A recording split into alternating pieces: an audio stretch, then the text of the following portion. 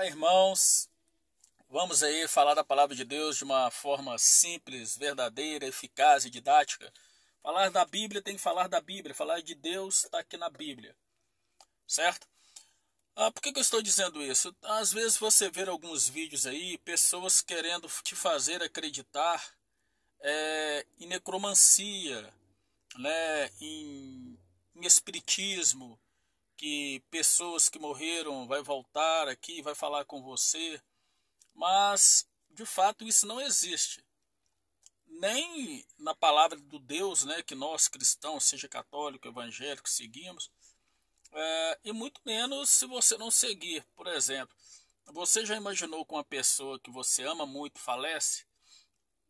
Você, naquele momento angustiado ali, triste, profunda tristeza, você até delira querendo ver aquela pessoa, não acreditando naquilo, ela aparece? Não. Então, não é um ser humano que é igual nós, que é sujeito a falhas, a pecado, que vai fazer uma pessoa que morreu vir aparecer e falar com você. Até porque a Bíblia não dá espaço para isso, porque quando nós falecemos, a palavra de Deus diz que nós ficamos inertes, como se estivesse dormindo. Com a vinda do Senhor Jesus Cristo, ele vai ressuscitar os mortos, uns serão ressuscitados para a glória, para ir para o céu, e outros serão ressuscitados, infelizmente, para a morte eterna, o inferno. Mas por que nós estamos conversando isso? Infelizmente, algumas pessoas deturbam, falam errado da palavra de Deus para querer fazer você acreditar que a Bíblia dá espaço para falar com mortos. Eles pegam ali o livro da Bíblia, 1 Samuel, capítulo 28, um episódio que o rei Saul, um rei que foi totalmente desaprovado por Deus, fez muita coisa que não agradava a Deus. Esse rei Saul foi lá procurar falar com a vidente, né? Com a necromante. E essas pessoas, elas vão usar de subterfúgio que não agrada a Deus, de subterfúgio que não é algo que está na realidade do mundo, nem na realidade da presença de quem está na presença de Deus. O que acontece? Eles falam que o rei Saul foi lá procurar Samuel, que era um profeta, que ele queria falar com Samuel, para Samuel dar alguma direção de Deus para ele. Como que Deus vai mandar se procurar morto se Deus fala com nós direto hoje pelo Senhor Jesus Cristo? Ainda mais naquela época Deus falava por profetas vivos, mas o profeta Samuel já estava morto. O rei Saul foi querer conversar com uma pessoa que já estava morta. E ele procurou uma pessoa que não servia a Deus, certo? E aí, eu marquei alguns trechos aqui, por exemplo, do capítulo 28 de 1 Samuel, onde diz que Saul chegou nessa vidente, né, nessa falsa vidente aí, e diz assim: peço-te que me adivinhes pela necromancia e me faça subir aquele que eu te disser. Olha lá no versículo 11, o que a mulher, a vidente, pergunta para ele. Então lhe disse a mulher: quem te farei subir? Você concorda se existissem pessoas que conseguem falar com mortos, adivinhar as coisas? Ela não ia perguntar ao Saul quem que ele quer ver, certo? Ela já olharia para ele e já adivinharia, não é assim?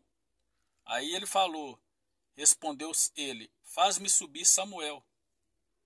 Pronto, aí foi um prato predileto aí para quem inventa que fala com morto. De repente fala, e a mulher viu Samuel e gritou em alta voz, né? E então Saul falou para ela, se não temos o que ver não. Aí lá no versículo 13 do capítulo 28 diz assim, então a mulher respondeu a Saul, veja um Deus que sobe da terra. Samuel não era Deus, não era um homem de carne e osso igual nós, ele era um profeta usado por Deus. Então ela já errou aí, né? Perguntou Saul como é a figura dele. Ela respondeu, vem subindo um ancião e está envolto numa capa. É óbvio que ela falou ancião envolto numa capa. Essas pessoas que,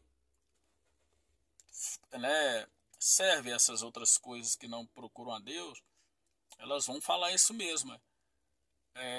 Como que ela não falou como que ele era, a cor dele, o cabelo, não. ela já sabia que a maior parte de profetas andava com capa mesmo. E Saul era um ancião, desculpa, o profeta Samuel era um ancião, era um homem muito conhecido no meio, né? E o pior aqui, ó,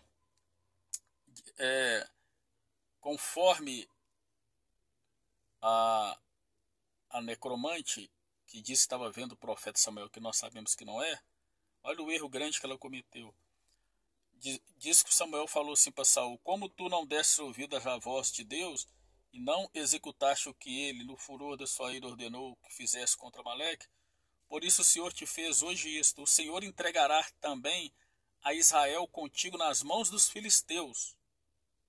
O Senhor entregará você, Saul, na mão dos filisteus. E amanhã tu e teus filhos estarás comigo. Ou seja, o Samuel, o profeta que tinha morto, que é evidente, estava falando que era ele que estava conversando com Saul, falou que Deus entregaria Israel, Saul e seus filhos na mão dos filisteus. Porém, Saul, ele tinha filhos chamados Jonatas, Abinadab e Melquizua. Guarda esses 3 nomes. Ele tinha também mais filhos. Isbosete, chamado também de Esbaal na Bíblia, que era filho com a sua esposa Ainoã. E ele tinha também filho chamado Mefibosete, uma concubina chamada Rispa. Esse Mefibosete não é o filho de Jonatas, neto de Saul, não.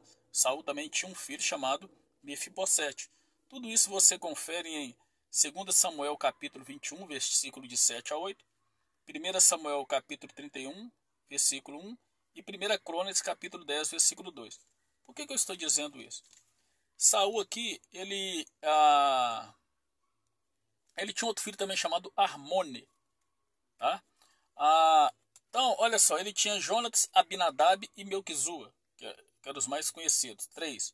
Tinha Isbosete, chamado de Esbaal, tinha Armone e Mefibosete. Então ele tinha 6 filhos, correto? A tal vidente que disse que estava vendo Samuel, disse que o Samuel falou que Saul e seus filhos iriam morrer. Porém, na Bíblia Sagrada, quando você pega o capítulo de quando os filisteus destroem Israel e mata Saul e seus filhos, diz assim no capítulo 31 de 1 Samuel: morreu, pois, Saul e seus 3 filhos, que seriam Jonatas, Abinadab e Melquizua. Mas a falsa vidente disse que o profeta Samuel, que não era ele, falou para Saul que ia morrer Saul e todos os seus filhos. Mas a palavra de Deus não fala que morreu também Isbosete, que era o Esbaal, Armone, Mefibosete. Não fala deles. Então, você que serve a Deus, hoje você tem essa base da palavra de Deus para descartar qualquer mentira de que nós podemos conversar com mortos. Amém? Se você está gostando dessa simplicidade da palavra de Deus e gosta de propagar o evangelho, eu não estou aqui para ganhar dinheiro, porque eu trabalho, graças a Deus, eu estou aqui querendo te passar a palavra de Deus. Então, publique essa palavra com amor, assim como às vezes você pega vídeo de TikTok e outros vídeos que não tem nada a ver e sai espalhando, espalhe a palavra de Deus. Amém? Que Deus te abençoe. Você é uma discípula, um discípulo. Você aprendeu das coisas de Deus e agora você tem a missão de passar a palavra de Deus. Essa missão está com você. Tá bom? Fique com Deus. Tudo de bom.